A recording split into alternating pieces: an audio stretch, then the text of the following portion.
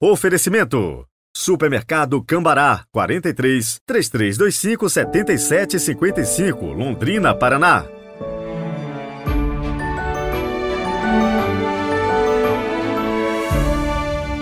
Salve Maria, sou a Gisele de Itaindu, Minas Gerais. Quero agradecer por esse trabalho incrível que é o Evangelho do Dia e dizer que é maravilhoso tomar café ouvindo uma catequese tão bem feita como esta. Obrigada, Deus abençoe. Olá, bom dia, sejam muito bem-vindos a esta terça-feira, 14 de março de 2023. Amanhã é o dia da nossa live de aniversário do podcast Evangelho do Dia. Então, às 8 da noite, estaremos ao vivo, batendo aquele papo com você. Não se esqueça de deixar aí um lembrete no seu celular, na porta da geladeira, em qualquer lugar, para não esquecer. Quero muito a sua participação. Inclusive, eu vou sortear 3 pingentes italianos únicos que você não acha para comprar em lugar nenhum. Então, se programe.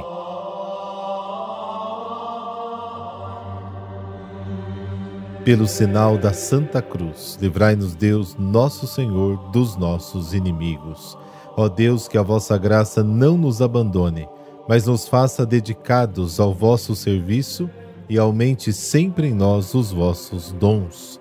Amém.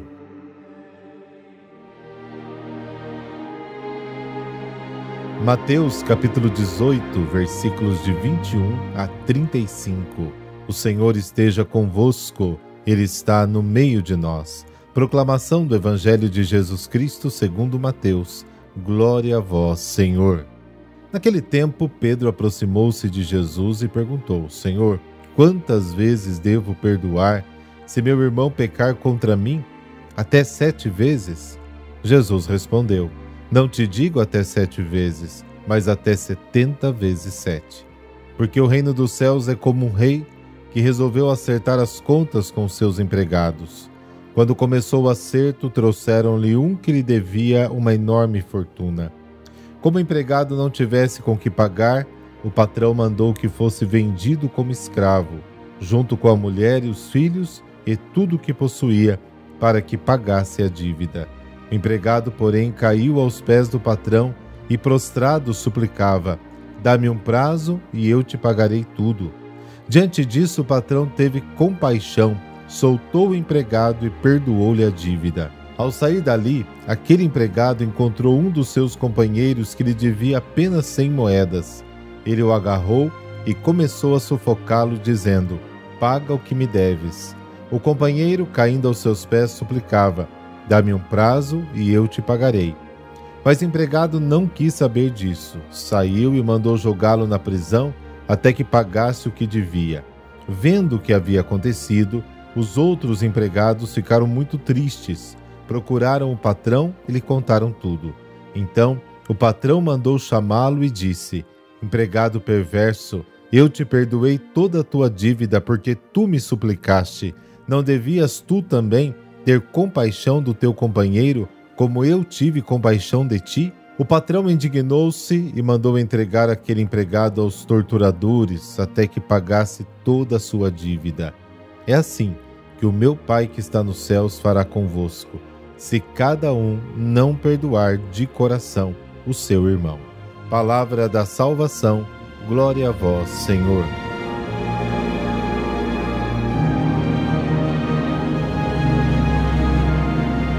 Pedro acredita que ele entra totalmente no Espírito de Jesus, perdoando até 7 vezes. Até os rabinos debateram esse assunto. A partir de Amós, lá no capítulo 2, de Jó, capítulo 3, e da tríplice oração de José, que está no capítulo 50 de Gênesis, pensaram que era possível perdoar até 3 vezes. A resposta de Jesus é clara.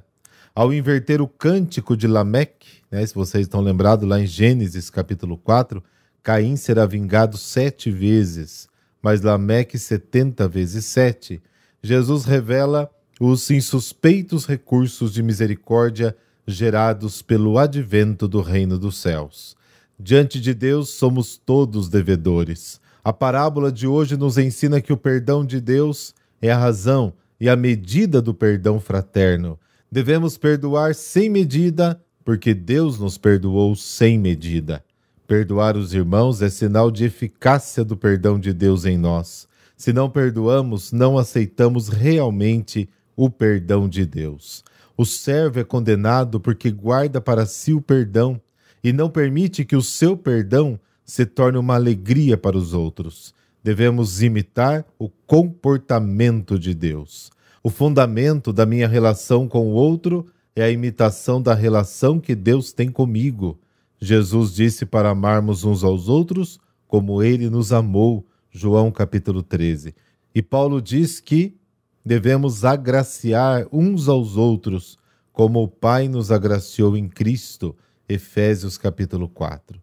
A justiça de Deus não é aquela que restitui a igualdade segundo a regra quem erra paga. É uma justiça superior, própria de quem ama, que está sempre em dívida com todos. O adversário deve a reconciliação, o pequeno o acolhimento, o perdido a busca, o culpado a correção, o devedor o perdão. 10.000 era a maior cifra da língua grega e o talento a maior medida. 10.000 talentos é uma quantia enorme. Só para você ter uma ideia, o talento corresponde a 36 quilos de metal precioso. 10.000 talentos corresponde a 360 toneladas de ouro ou prata. Um talento é igual a 6.000 dias de trabalho. 10.000 talentos equivalem a 60 milhões de salários diários. Para pagar esta dívida, o servo teria que trabalhar cerca de 200.000 anos. A figura exagerada é, na verdade, uma vaga ideia do que Deus nos deu.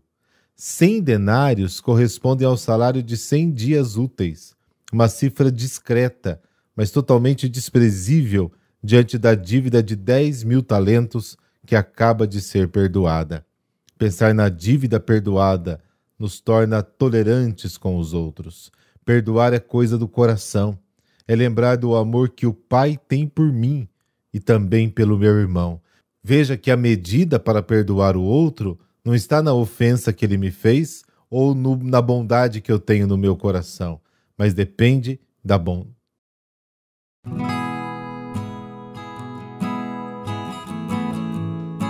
Santa Matilde, ela nasceu por volta de 890 na região da Saxônia, no norte da Alemanha, filha do conde Teodorico e Reinilda da Frísia, ambos de nobre estirpe.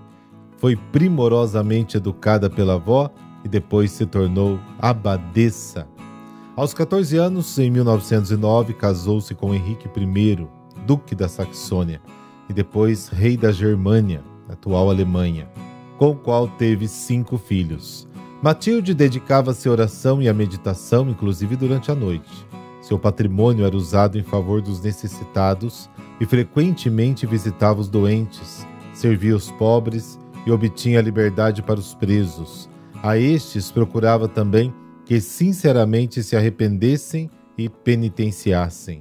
O rei estava de acordo com ela nessas atividades e, sob sua influência, também em questões políticas, ele fez um reinado bom para o povo e, em geral, pacífico. Ele favoreceu as artes, a construção de igrejas e proporcionou grandes obras caritativas. Restabeleceu a ordem interna do reino e venceu os eslavos, húngaros e dinamarqueses, readquirindo o reino, que era uma parte central da Europa. A estes povos, Matilde procurava conquistar também para a fé. Em 936 morreu Henrique I, quase repentinamente, e sérios problemas perturbaram a rainha e o reino. Houve uma disputa sucessória pelo trono entre Otto, que é o primeiro filho, e indicado ao trono, e o irmão Henrique, que Matilde apoiava, porque Otto havia nascido quando Henrique I era ainda duque e não rei. Logo, o primeiro filho, o homem do rei Henrique, era também o seu filho Henrique. A disputa tomou as proporções de uma guerra civil, gerando desgosto e tristeza para Matilde, e foi vencida por Otto, coroado como imperador. Otto I em Roma. Otto e Henrique se uniram, porém, para uma repugnante decisão. Entenderam injustamente que a sua mãe e rainha estava muito no erário real, com obras de caridade, de comum acordo, a exilaram e confiscaram seus bens. Matilde foi para o convento na Baixa Saxônia. Depois disso, o reino começou a sofrer invasões, rebeliões, desastres naturais. Otto e Henrique compreenderam que sua injustiça estava sendo punida e, procurando Matilde, pediram-lhe de joelhos perdão pelos seus atos. Desde antes da viuvez, Matilde rezava muito, além do ofício de toda a noite, e jamais deixou de ofertar algo para as missas. Todos os dias apresentava ao padre sua oferenda de pão e de vinho para a salvação de toda a igreja. Como viúva, oferecia o santo sacrifício pelos pecados do esposo falecido, colocando intenções para ele pelo resto da vida, no 8º e no 30º dia de sua morte e no dia do seu aniversário. E de volta à corte, Santa Matilde dedicou-se ainda mais às obras da caridade. Em 967, fundaram um mosteiro de 3.000 religiosas e ali teve o último encontro com os filhos e os netos. Ali, intuindo a própria morte, despediu-se deles. Voltou então ao mosteiro, onde adoeceu, doou seus últimos bens aos bispos e sacerdotes, confessou-se com o neto, que era arcebispo, e faleceu no dia 14 de março de 968, sendo sepultada ao lado do marido. É dessa Santa Matilde que descenderam os reis de Portugal e, portanto, também a família imperial do próprio Brasil.